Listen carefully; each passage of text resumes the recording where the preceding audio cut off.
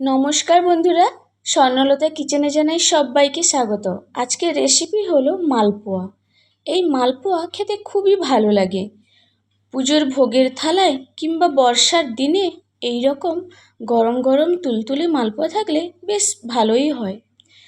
আর যারা এখনও এই চ্যানেলটিকে সাবস্ক্রাইব করেনি, প্লিজ এক্ষুনি সাবস্ক্রাইব করুন স্বর্ণলতা কিচেন। তাহলে দেখে নিই আজকের রেসিপি মালপোয়া।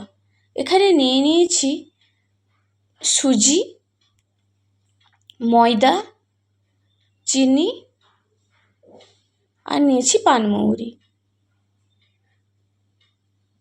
আর লাগছে দুধ। আমি 1 কাপ দুধ নিয়ে নিয়েছি।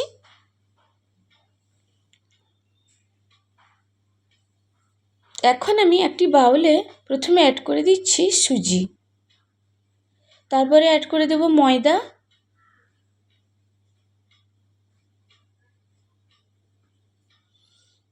তারপরে অ্যাড করছি পরিমাণ মতো চিনি।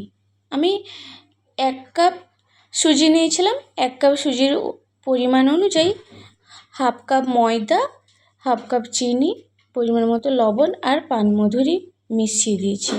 এখন ভালো করে মিশিয়ে নিচ্ছি হাতের সাহায্যে।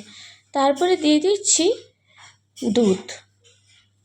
এটি গরম দুধ নয়, রুম টেম্পারেচারে দুধটি আমি অ্যাড করেছি। এখন ভালো করে আমি ব্লেন্ডিং করে নিচ্ছি।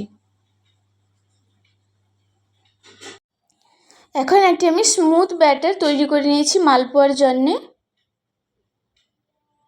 বেশি পাতলা করলেও হবে না আর বেশি ঠিক করলেও হবে না। এখন আমি ঢাকা দিয়ে রেখে দিচ্ছি 30 মিনিটের জন্য।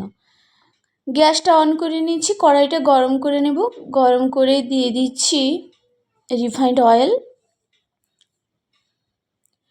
আর এখন এক এক করে আমি মালপোয়াগুলোকে ভেজে নেব।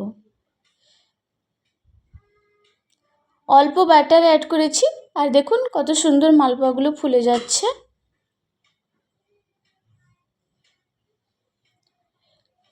লো মিডিয়াম ফ্লেমে আমি মালপোয়াগুলোকে ভেজে নেব।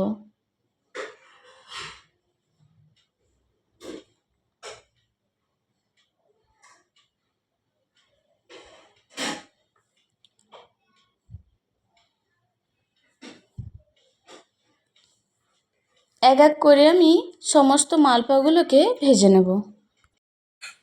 মালপোয়াটা ভেজে নিয়েছি, এখন একটি পাত্রে আমি তুলে নিচ্ছি। একে একে আমি সেম প্রসেসে আর একটি ব্যাটারও দিয়ে দিয়েছি তেলে, আর মালপোয়াটাও পুরো ফুলে গেছে।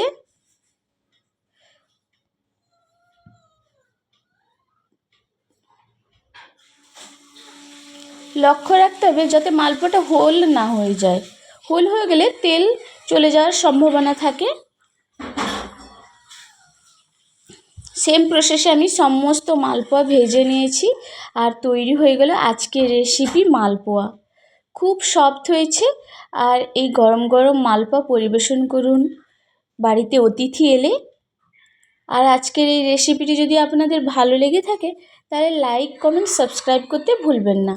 ফিরে আসবো নতুন কোনো এক রেসিপির সঙ্গে।